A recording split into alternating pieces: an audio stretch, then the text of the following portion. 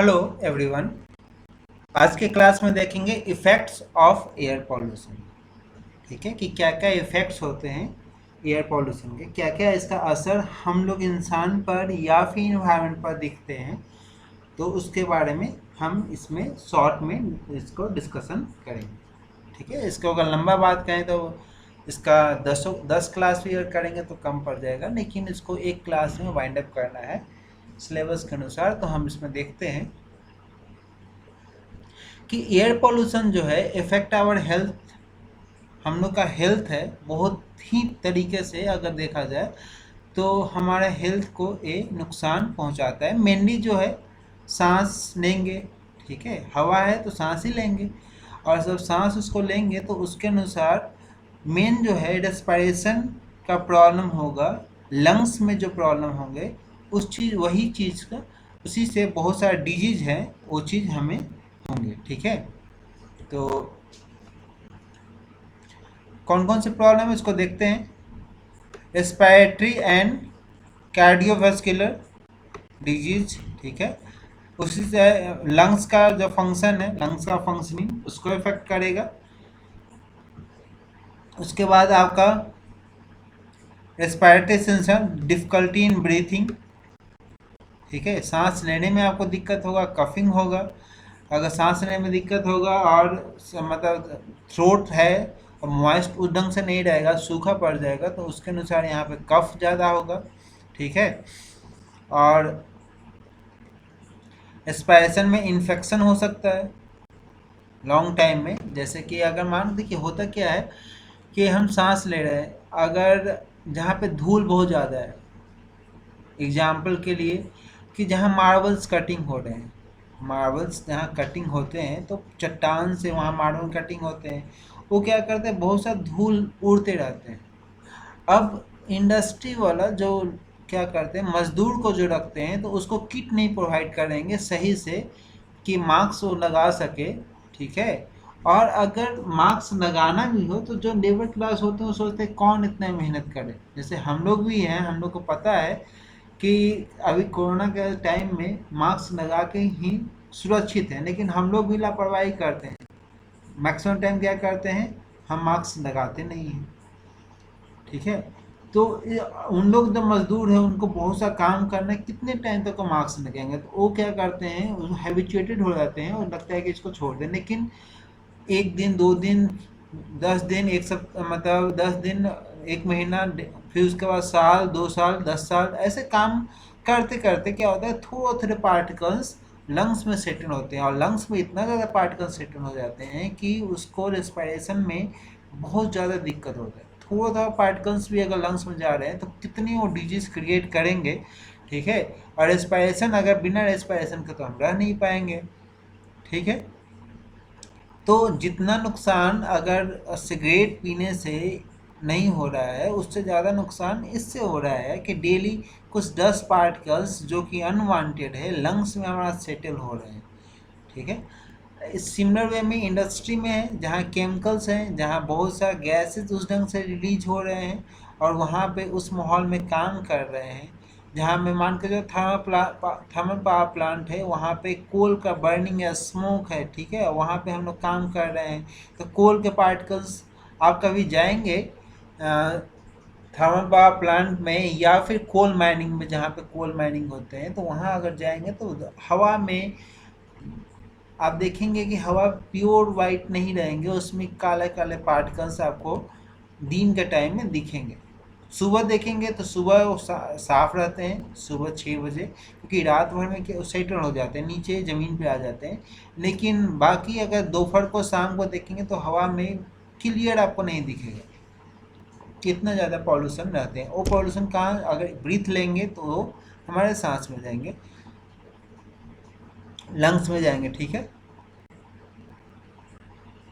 अगर ये ज़्यादा असर करेगा तो कहीं ना कहीं हमारे नर्वस सिस्टम, ब्रीथिंग अगर सही से नहीं है, रेस्पिरेशन सही से नहीं है, तो हमारे नर्वस सिस्टम को भी डैमेज करेगा।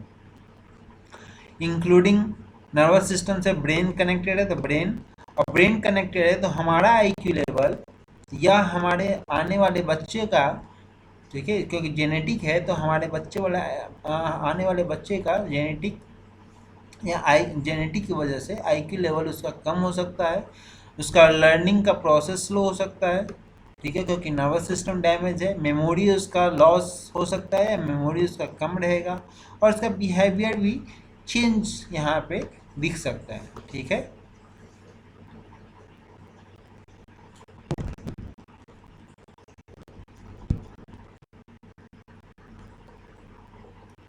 ओके,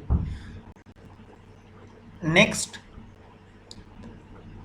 कि प्रोलॉन्ग्ड, अगर बहुत लंबे प्रोलॉन्ग मतलब बहुत लंबे टाइम तक अगर हम पॉल्यूटेड एयर में रहें तो हमें कैंसर, लंग कैंसर भी यहाँ पे हो सकता है, ठीक है। लंग कैंसर क्या होगा, कैंसर क्या होता है कि जब डेड सेल्स डेड हो जाते हैं और उसकी वजह से वो चीज़ अगर फुली डेड अगर नहीं होके वो अगर बार बार मतलब एक सेल से दो सेल, दो सेल से 10 मतलब 4 सेल ऐसे करके बढ़ते जाते हैं, तो वो चीज़ कैंसर का रूप यहाँ पे ले लेता है, ठीक है। और इतने सारे जो रेस्पिरेशन या नर्वस सिस्टम डैमेज होने की वजह से नेक्स्ट जो आएगा वो आपका प्री मैच्योर डेथ, मतलब अगर आपको क्षमता है कि आप 90 साल जीने का, तो 90 साल का जगह हो सकते हैं कि 70 साल में, 60 साल में ही आपको मौत हो सकता है, ठीक है।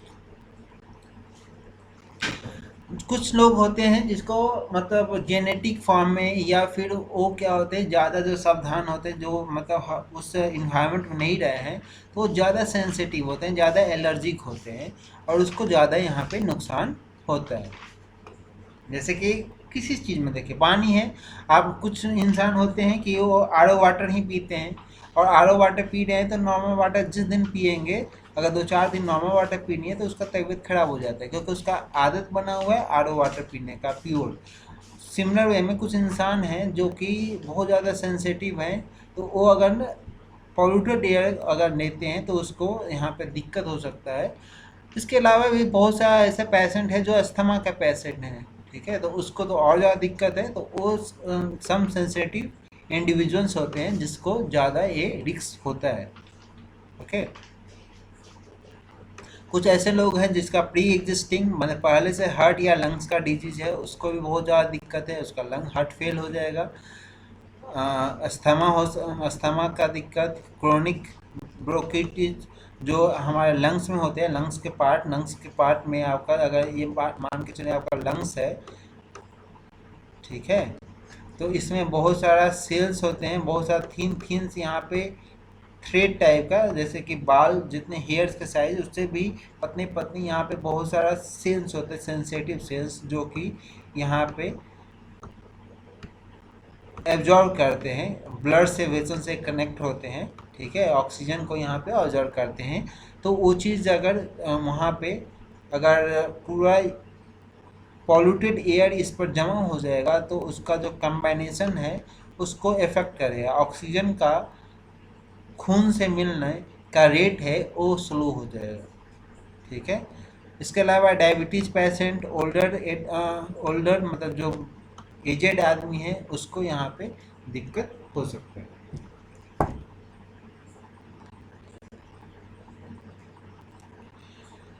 ओके। इसके अलावा अगर बात करें और डिटेल में देखते हैं तो और डिटेल की क्या क्या हो सकता है, तो एयर पोल्यूशन जो है हमारे इन्वायरमेंट को भी डैमेज करता है, करते आया है। ओजोन है, ओजोन लेयर आपने सुना होगा कि ये हमारे अर्थ को प्रोटेक्ट कर रहा है, लेकिन इसके अल्ट्रावायलेट रेज को यहाँ पे आने से रोक रहा है। पर इसके अलावा भी अगर देखा जाए तो ओजोन अगर ग्राउंड लेवल पर अगर है तो बहुत ज़्यादा ये नुकसानदायक है, ओजोन लेयर, ठीक है। ओजोन जो बनता है, ओजोन लेयर नहीं, ओजोन लेयर तो मेनली ऊपर है, लेकिन अगर ओजोन अगर नीचे ग्राउंड लेवल पर है तो ह्यूमन को बहुत ज़्यादा यहाँ पे दिक्कत क्रिएट करता है, और अगर अस्थमा का पेशेंट है तो उसको ज़्यादा यहाँ पे और ज़्यादा दिक्कत क्रिएट करता है, ठीक है, ओके। तो ओजोन इसके साथ साथ में वेजिटेशन जो है, जो हमारे खाने का चीज़ प्लांटेशन है उसको भी यहाँ पे डैमेज करता है। उसके अलावा कि पेड़ पौधे को भी यहाँ पे डैमेज कर रहा है, ठीक है, जो भी प्लांटेशन है, अगर पेड़ पौधे यहाँ पे डैमेज हो रहे हैं तो पेड़ पौधे का जो क्षमता है कार्बन डाइऑक्साइड को एटमॉस्फेयर से लेने का, वो कम हो जाएगा, तो कार्बन डाइऑक्साइड का मात्रा एटमॉस्फेयर में बढ़ जाएगा, और एक कहीं ना कहीं इनडायरेक्टली पूरा इकोसिस्टम को यहाँ पे इफेक्ट करेगा। समझ में आ रहा है? इसका मतलब, कहने का मतलब है कि ओजोन लेयर का, ओजोन अगर ज़्यादा है तो कहीं ना कहीं प्लांटेशन वेजिटेशन को इफेक्ट करेगा, उसका ग्रोथ को इफेक्ट करेगा।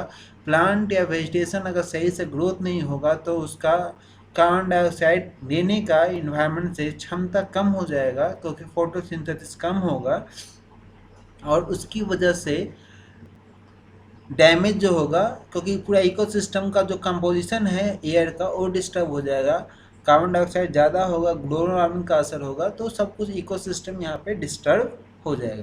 ठीक है। विजिबिलिटी की बात करें, अगर हवा में स्मॉग है, धुआं है, स्मोक या स्मॉग है, ठीक है, या फिर वाटर वेपर्स है, तो इसकी वजह से क्या है, फॉग जिसको बोलते हैं, ठीक है, तो स्मोक, स्मॉग या फिर वाटर वेपर्स, तो क्या है कि अगर नॉर्मली अगर देखा जाए तो यूएस में जो विजिबिलिटी है मुश्किल से 15 से 30 माइल तक हम डायरेक्टली देख सकते हैं, जो कि अप्रॉक्सीमेटली 1/3 ही है। ओके, अगर बिना पॉल्यूशन का अगर कोई चीज़ अगर वहाँ पे देखा जाए तो उसका 1/3 है, मतलब नॉर्मली बिना पॉल्यूशन का देखें तो 45 से 90 किलोमीटर तक हम उसको देख सकते हैं, लेकिन अगर 45 से 90 माइल्स देख सकते हैं। ठीक है, और इसमें अगर पॉल्यूशन की मात्रा यहाँ पे आ जाए तो उसमें क्या हो जाएगा, ये रिड्यूस होके आ जाएगा। ओके, जैसे कि अगर आसमान में भी, आसमान कितना किलोमीटर दूर है लेकिन फिर भी विजुअल है ना, सूर्य, चांद, तारे जो भी है, आसमान का चीज़ें वहाँ पे विजुअल है हमें, तो इतना दूर तक है, तो हम अगर डायरेक्टली बहुत दूर तक माउंटेन्स है या कुछ है तो उसको हम डायरेक्टली देख सकते हैं, पर उसका 1/3 ही देख पाते हैं, क्योंकि पॉल्यूशन का मात्रा इतना बढ़ गया है। और बाकी अगर वेस्ट कंट्री में बात करें तो टाइपिकल जो विजुअल एविडेंस है वो 60 to 90 किलोमीटर यहाँ पे है, जो कि हाफ है, मतलब अगर पॉल्यूशन वहाँ पे नहीं रहे तो उसके जगह पे हम 120 से 180 किलोमीटर तक हम देख सकते हैं, अगर पॉल्यूशन नहीं रहता तो। ठीक है, तो कितना ज़्यादा यहाँ पे पॉल्यूशन की वजह से, मतलब कितना पॉल्यूशन है हवा में कि विजिबिलिटी को भी यहाँ पे कम कर रहा है, और इसमें दिक्कत हो जाएगा एरोप्लेन जो फ्लाइट है, या फिर इसके अलावा भी बहुत सा दिक्कत है, एस्ट्रोनॉट्स का दिक्कत है। इसके अलावा नेक्स्ट पॉइंट पे बात करते हैं तो एसिड, यहाँ पे एसिड की वजह से एसिड रेन।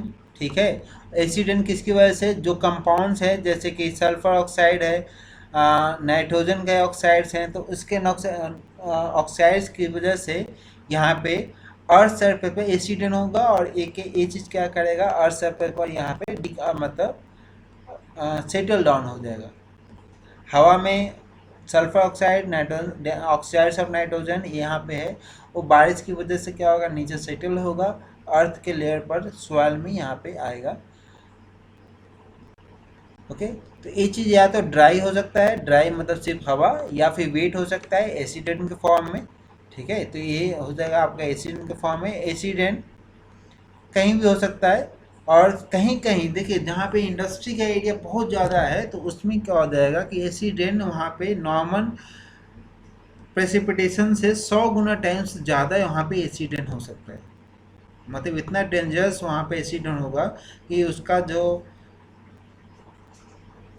डेंसिटी है वो डेंसिटी 100 गुना टाइम्स ज़्यादा वहाँ पे हो सकता है। ठीक है, और वो तो वहाँ पे ज़्यादा होगा जबकि अगर एरियाज डाउनविंड में देखें, डाउनविंड मतलब हवा का रफ्तार, देखो हाई प्रेशर से लो प्रेशर हवा जाती है, तो लो प्रेशर की तरह हवा जाएगी तो उसमें क्या हो जाएगा कि जितने भी सल्फर ऑक्साइड या फिर नाइट्रोजन का ऑक्साइड है वो भी उसके साथ साथ हवा के साथ जाएगा, और वहाँ पे जब बारिश होगा तो वहाँ पे क्या होगा, ज़्यादा मात्रा में एसिड रेन के जो पार्टिकल्स, गैसेज हैं वहाँ पे ज़्यादा इकट्ठा होंगे, तो वहाँ पे एसिड रेन ज़्यादा होंगे। ठीक है, तो इसका मतलब देखिए, इसे हम ये भी समझ सकते हैं कि ऐसा नहीं कि हवा है कि एक कंट्री का पार्ट है। अगर चाइना पॉल्यूशन को कंट्रोल करेगा तो स्वाभाविक सी बात है इंडिया भी पॉल्यूशन से कंट्रोल होगा, क्योंकि चाइना से हवा इंडिया की तरफ भी आ सकता है। अमेरिका भी पॉल्यूशन से कंट्रोल होगा। तो चाइना में जो पॉल्यूशन है, जो गैसेज है, वो चाइना में से नहीं डरेंगे। हवा का झोंका जो आएगा, हवा का विंड है, फ्लो है, तो उसकी वजह से क्या होगा, पॉल्यूटेड एयर एक जगह से दूसरी जगह शिफ्ट होगा, और वहाँ हो सकता है कि बारिश की वजह से वहाँ पे एक्सीडेंट क्रिएट हो। तो इसलिए पॉल्यूशन कंट्रोल करना, और वो भी एयर का, हर कंट्री का एक प्रायोरिटी होना चाहिए। ओके, नेक्स्ट आपका है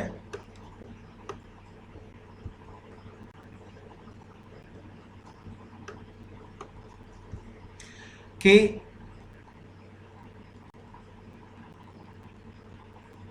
एक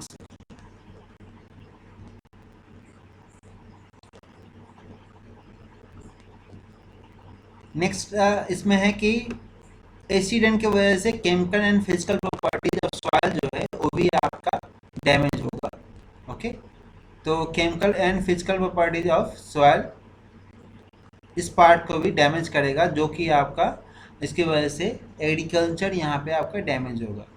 एक्वेटिक लाइफ जहाँ पे फिशेज हैं, ठीक है, तो फिशेज भी यहाँ पे क्या हो जाएंगे, फिशेज भी यहाँ पे डैमेज होंगे। तो इसको भी यहाँ पे ध्यान में रखना होगा कि अगर हम पॉल्यूशन क्रिएट करेंगे तो पूरा इन्वायरमेंट यहाँ पे इफेक्ट होगा, सिर्फ अकेला ह्यूमन नहीं, ह्यूमन के साथ में एग्रीकल्चर, प्लांटेशन, कार्बन डाइऑक्साइड का जो बैलेंस है वो बढ़ जाएगा, ग्लोबल वार्मिंग, ठीक है, उसके बाद बर्फ का पिघलना, सब कुछ यहाँ पे डिस्टर्ब होते जाएगा। एक की वजह से दूसरा चीज़ यहाँ पे भी असर होने लग जाएगा।